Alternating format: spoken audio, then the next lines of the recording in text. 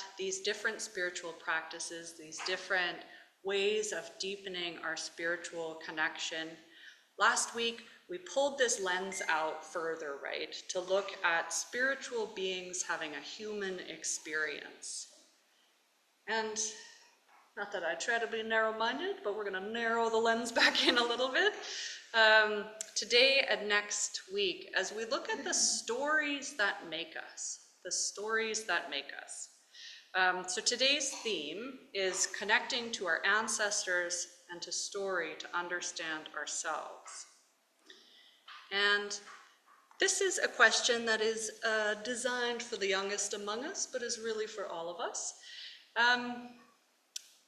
Who knows, and my kids and my mom don't get to answer, who knows my whole name?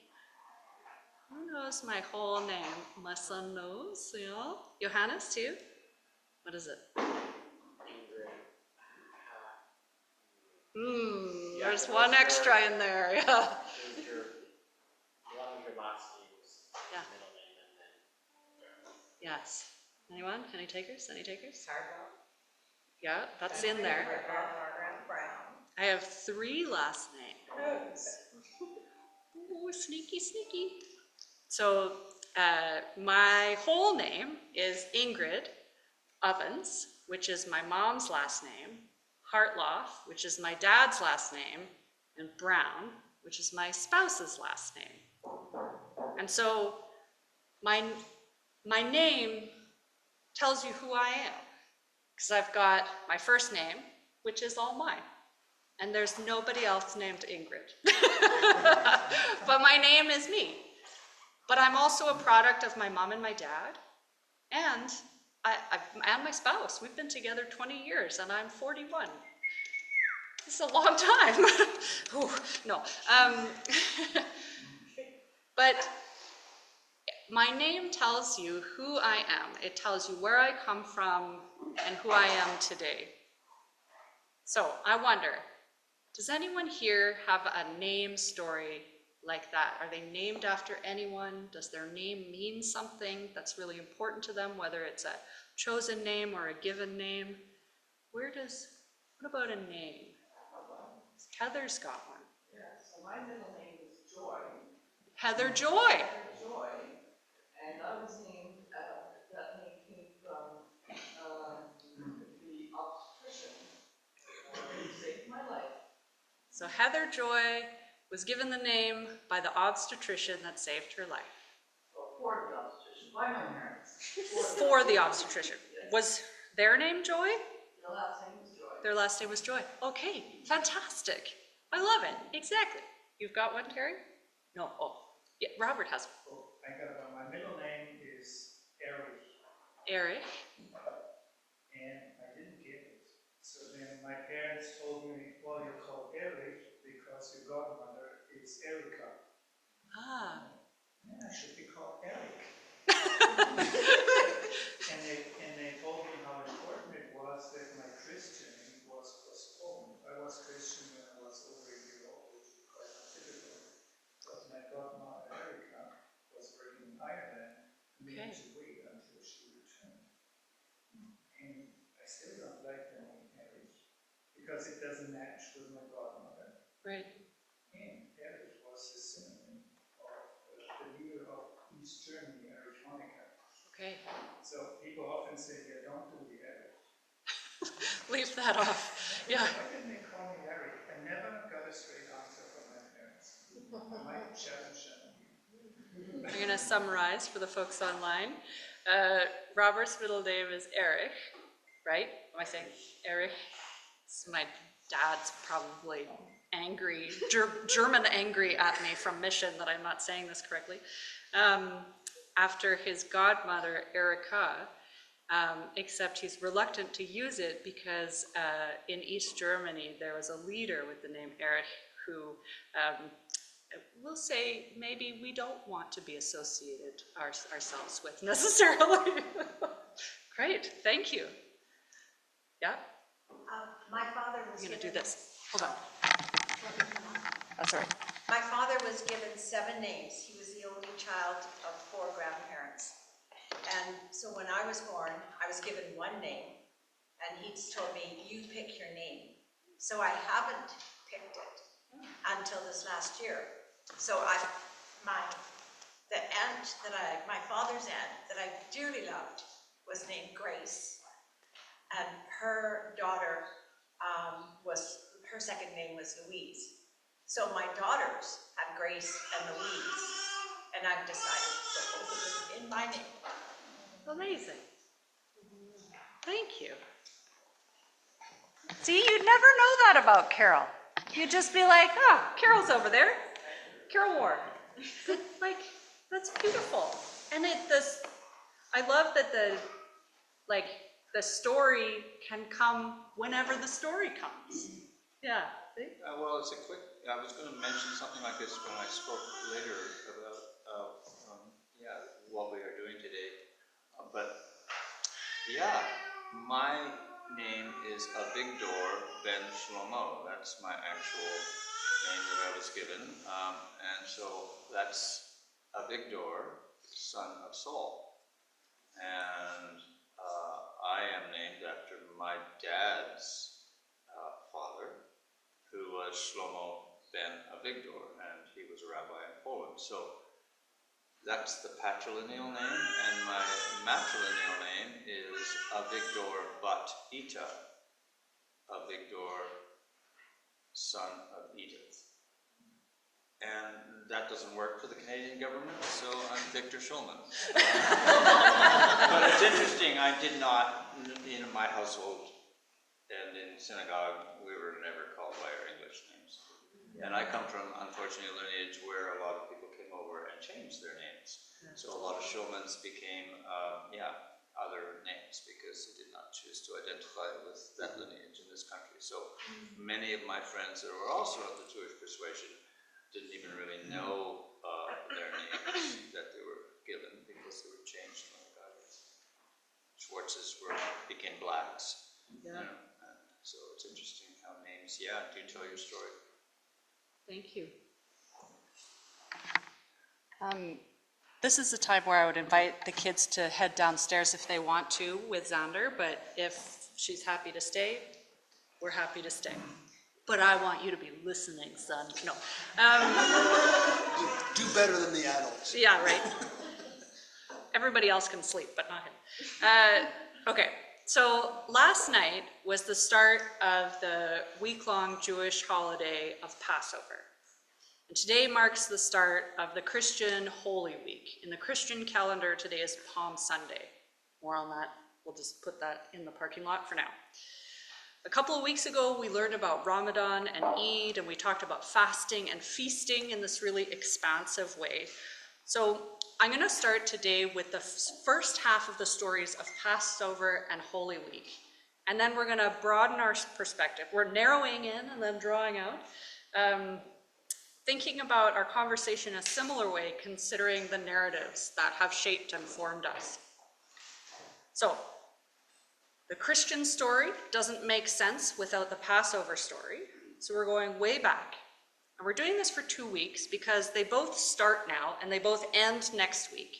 And each of them on their own are big and complex stories that start here and land way over here. So hopefully we will start here and land here next week. So before we start, who here has Jewish or Christian family heritage, if you know your family lineage? Jewish or Christian in your family history? Okay. This is, if you didn't come from those stories, do you feel like you probably have a passing knowledge of some of the stories? Maybe? This is just so that I know the container that we're in. And because I'm super curious, and last week I heard someone say, I'm curious, which really just means I'm nosy, which I don't know if I agree with that, but I'll take it. Okay, so the Passover story starts with suffering. The Hebrew people, the Israelites, who we later identify as Jewish people, were slaves in Egypt. The scripture reads, the Israelites groaned under their slavery and cried out. Out of their slavery, their cry for help rose up to God. God heard their groaning and took notice of them. That's the container of this story. So then Moses is out with his father-in-law's sheep, and this is where we get the story of the burning bush, blazing but not consumed. And God's like, yo, I am definitely paraphrasing. Yo, our people, my people, your people, this whole slavery thing, not okay. Go tell Pharaoh you're going to lead our people out of Egypt.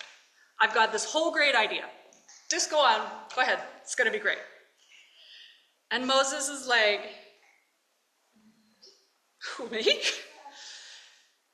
What am I going to say? And God's like, it's okay, just tell them I sent you. And Moses is like, I'm sorry, how would you like me to frame that?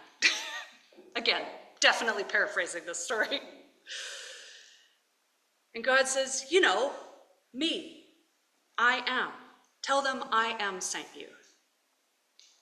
And Moses still probably had a pretty skeptical look on his face at this point, because God's like, don't worry, Pharaoh's gonna know. Right, wink, wink. Moses still skeptical, no one's gonna believe that. And God's like, all right, hang on. Throw your shepherd crook on the ground. So he does, who knows what happens? Turns into a snake. And then he pulls it by the tail, turns back into a staff. If nobody believes you, just pull this trick, they're gonna believe you. And he's like, okay. A few other things happen. It's a very good story. I'll stay after and tell the whole thing if you want. But basically, eventually Moses relents. He's like, all right, I'm going. We're gonna stop for a minute. Gregor has a song. I'm gonna get out of the way.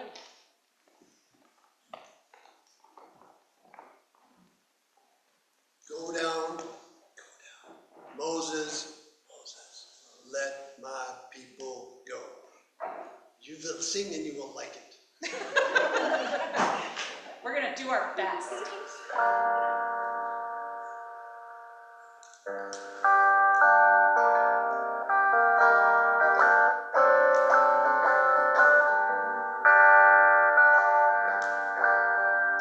When Israel was in Egypt's land, let my people go. Oppressed so hard they could not stand. Let my people go. And the Lord said, go down. Moses went down in Egypt's land. Tell Pharaoh to let my people go.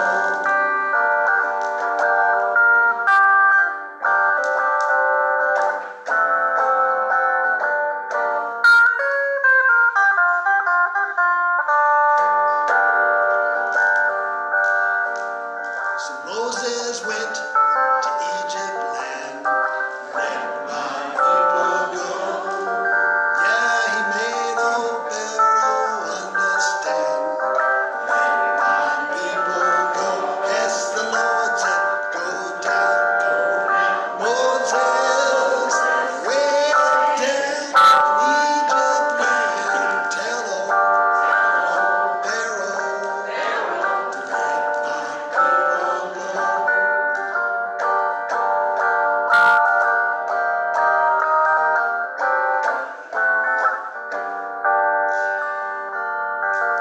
So thus spoke the Lord, for Moses said, let my people go. If not, I'll smite your firstborns dead. Let my people go. What did the Lord say? Go down.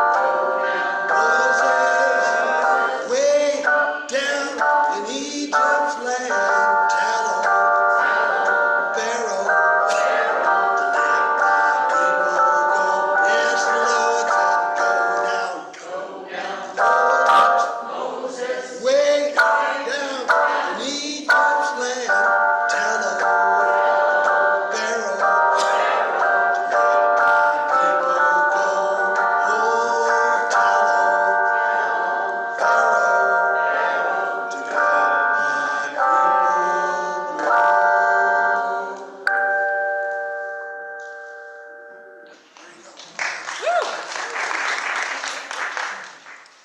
So Moses goes.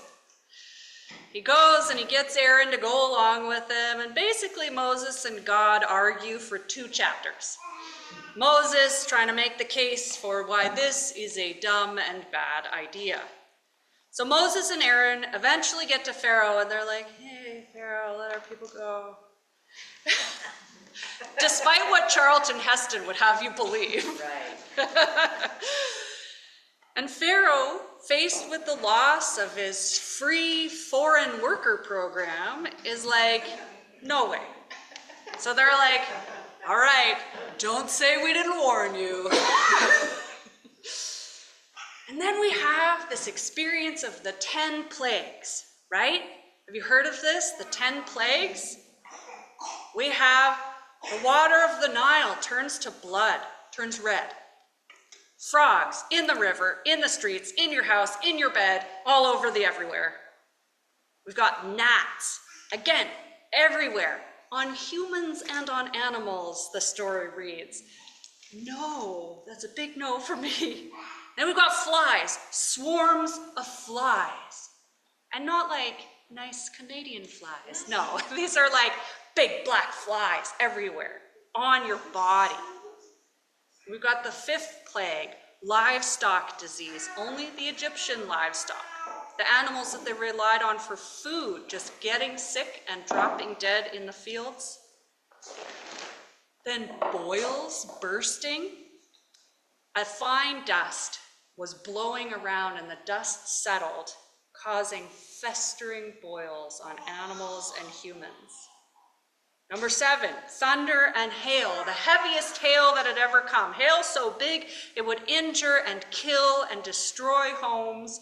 Hail that destroyed crops. So now they've lost livestock and grain. And Pharaoh's like, okay, you win. So the storms stop. And then Pharaoh's like, psych. Takes back what he says.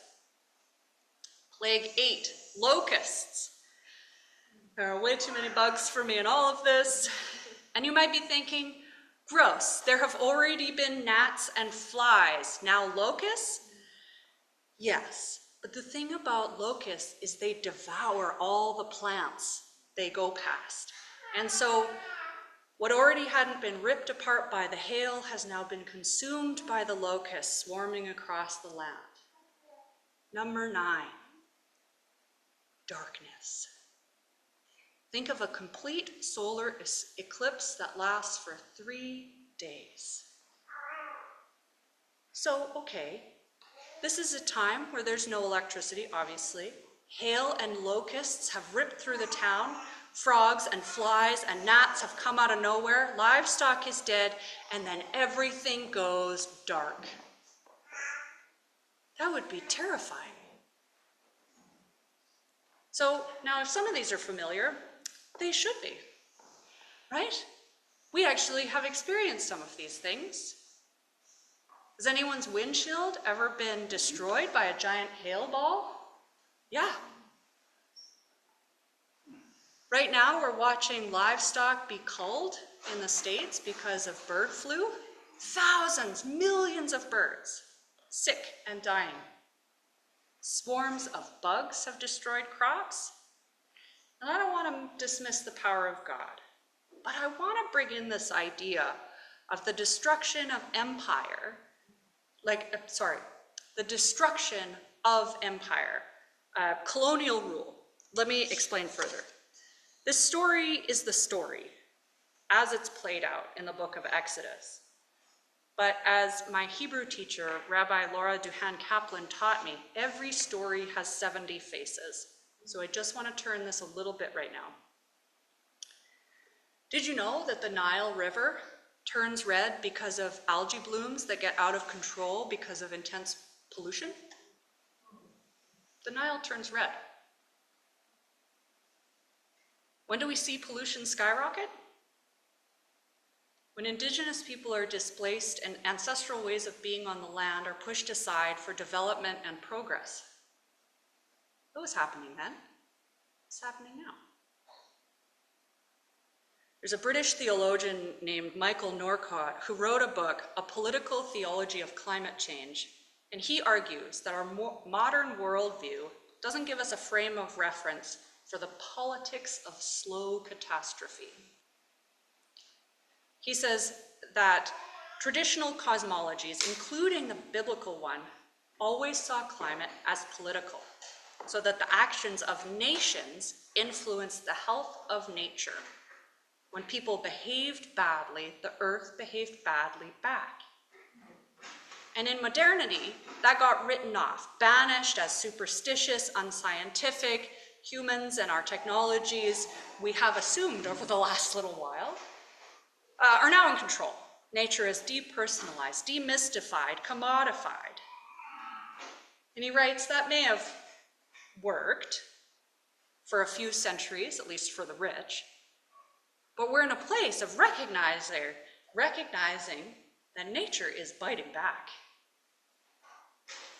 Eco-philosopher and farmer Masanobu Fukuda put it somewhat more whimsically when he said, if we throw Mother Nature out the window, she comes back in the door with a pitchfork. So we read these stories of plagues, but we recognize that we are also living through a kind of time where we are experiencing the result of colonization, of empire. We can read the plague tales literally, but we can also read them to articulate a historical reality in a mythical way. Over-exploitation of human and natural resources lead to ecological collapse amongst ancient empires.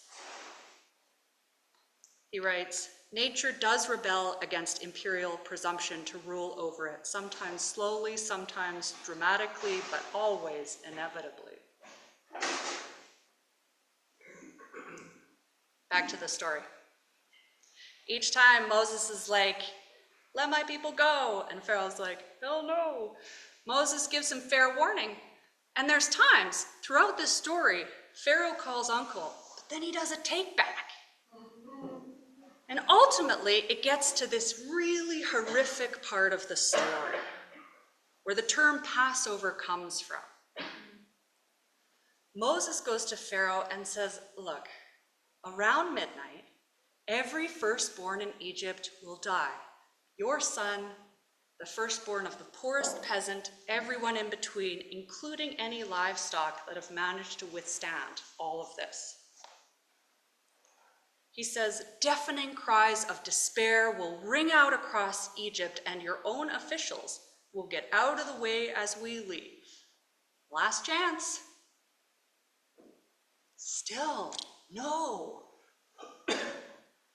So then God gives Moses and Aaron instructions for the first Passover, the first passing over, telling them what to do and why, and the instruction to do it every year from then on. And in a minute, Vig's going to share a little bit about his experience about this, what becomes the Seder and Passover in a minute, but I just want to finish this part of the story first. One of these instructions was to slaughter a lamb for a feast, which is a very normal thing, and to put the lamb's blood on the doorposts of your home, and that this would be a sign, and that at the arrival of the 10th plague, the death of the firstborn, the plague would pass over those homes. And the story tells of this happening, and Pharaoh waking up to that promised cry of despair ringing out across Egypt as people wake up and realize what has happened. And in his own terror, Pharaoh sends Moses and Aaron and all of the Israelites, the Hebrew people, all of their possessions, their livestock, everybody, everything, out of Egypt, out of slavery, far away. That's not the end of the story. We're going to pick up that story next week on how they actually came to freedom. Spoiler alert, they didn't just leave without more drama. But I do want to invite Vig to share some of his experience around this story and about the Seder and really whatever he wants to talk about. Well, that's, yeah, I certainly have grown up with that story in my household, and yeah, hard act to follow, and that's got it all in a nutshell. I appreciate that a lot. The Seder, which is tonight, there was one last night, and there is one again tonight, is a ritualistic meal that people all over the world will share it. And I'm about to sing one of the melodies and songs that is sung at the Seder and only at the Seder. And I'm just going to put my talit on. And also speak to the lamb's blood on the doorways. That's actually something that has translated into contemporary times, that every Jewish household will have what we call a mezuzah on the doorway of our house. And those of us that, go walk past it usually touch it and kiss it. And in that is the scroll, which essentially defines that household as being celebrants of the Jewish persuasion. Hear, O Israel, the Lord Hashem is our God, and our God is one. So I will share this song because this is it's in Hebrew, and so you'll have to bear with me. Basically the song is sung by usually the youngest person in the household, which I'm definitely not, not tonight anyway, but in the first line is translated, "Why is this night different than every other night?" And so Melissa and I tonight will sing this and feel the strength of millions of households all over the world tonight singing this melody.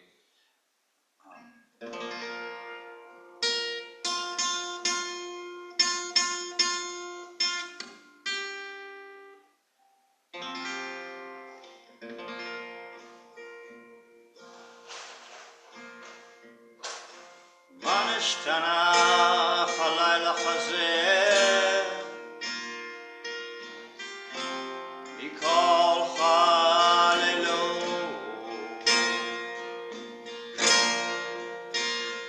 שבכל הלילות אנו אוכלים חמץ ומצה הלילה הזה כולו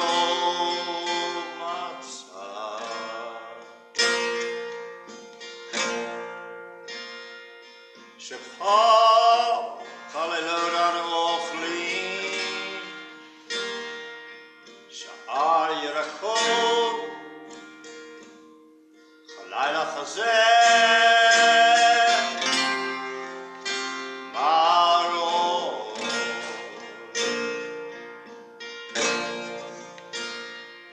שבכל הלילות אנו אוכלים אפינו פעם אחת הלילה הזה שתי פעמים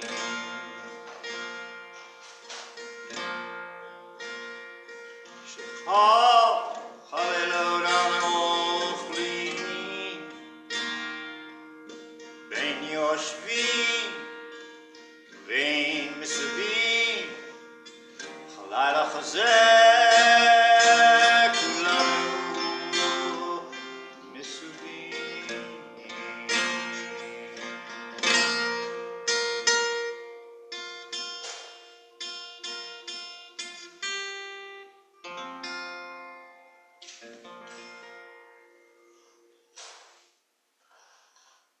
So why is this night different than every other night? So these 4 questions recited at the beginning of the Seder, which will happen tonight at sundown, asks the questions that Ingrid has alluded to. It's why are we tonight remembering the liberation from, in this case, the liberation of the Jews from Egypt. And each one of those 4 questions talks about why do we eat these different foods. And each one of these foods, like the matzah, which is the unleavened bread, symbolizes part of the story. I don't know if you're going to allude to some of that, but left Egypt so quickly because they were given, okay, you know, Pharaoh believed, so left so quickly that the bread didn't have time to rise. So we eat a flatbread called matzah for the next 8 days. And then it talks about why do we today eat bitter herbs. So there will be some bitter herbs on our eat, and we will tell the story of why we are remembering, like, the bitterness of the slavery. We eat foods that remind us of the mortar that basically the slaves built all the pyramids and all the buildings in Egypt. So each one of those foods ceremonially reminds us of that story. But in a contemporary way, each celebrant of the Seder, at the Seder, is asked to bring it into their contemporary lives. Like, how can we embody our own liberation story, be it from addiction, be it from a mental health crisis, from a health crisis? How can we embody the enslavement in Egypt into our personal lives so that we don't take it for granted that we live in a free lifestyle? For example, what's happening politically in our countries, we take that into the Seder tonight to remind us how we were in those days liberated, our ancestors were liberated from their burdens, and that we also feel that this today is also an acknowledgement of the ways in which we liberate our own personal and our family story. And the beauty of what we do tonight is, yeah, as I say, sharing with so many households around the world. And that melody will ring out. And I think I sang it for the first time when I was 5 years old, and at my Seder in my household. So thank you for the listening, share. Thank you. Thank you, Vic, so much.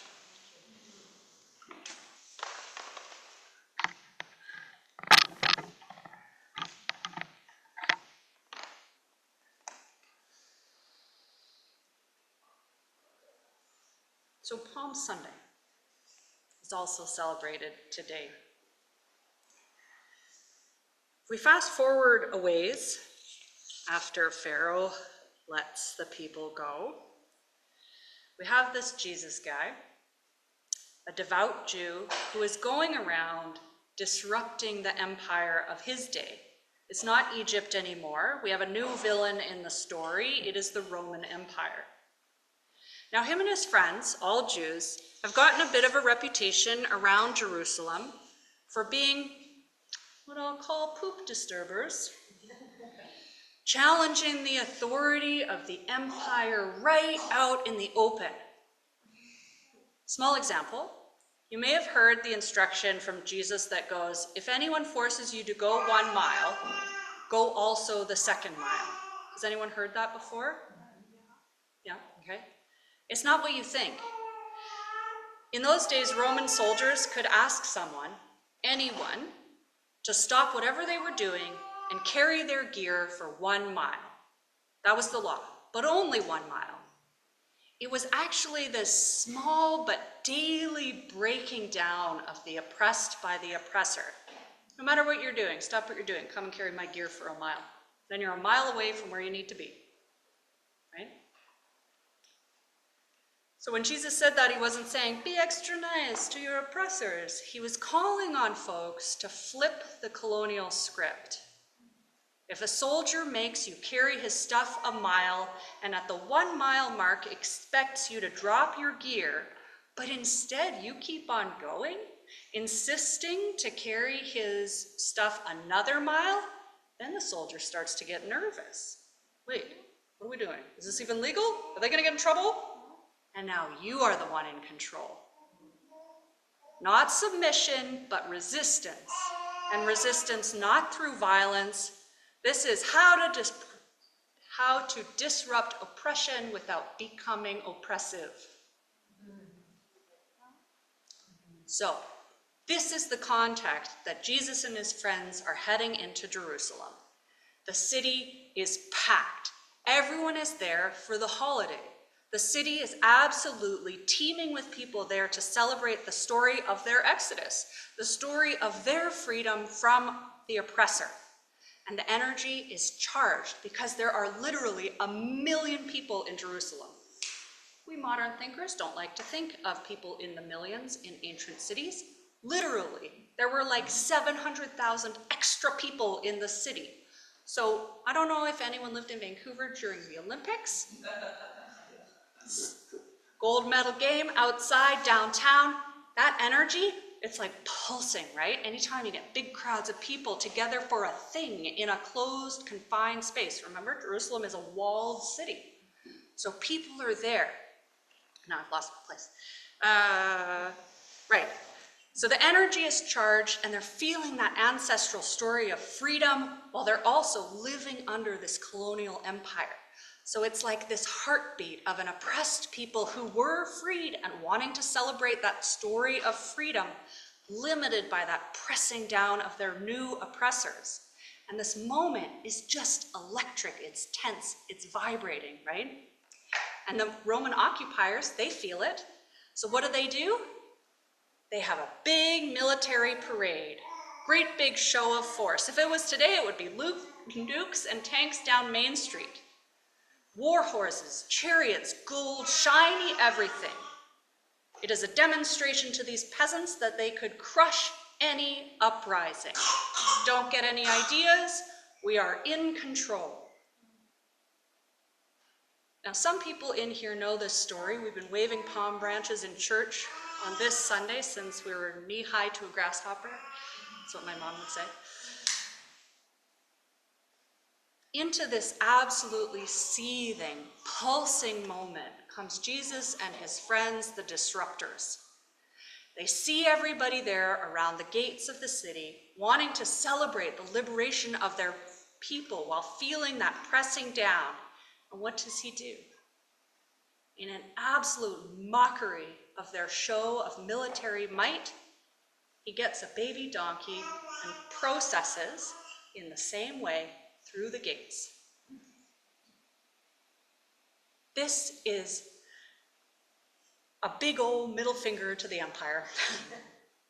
And people go nuts. And there is this opportunity, once again, for them to fight for their freedom, to rebel against oppressors. And they're like, heck yeah. And they start to chant this Hebrew phrase, Hoshi'ana, Hoshi'ana, which becomes the Greek word Hosanna, which means save us. It actually means please save us. It is a cry out to God for liberation.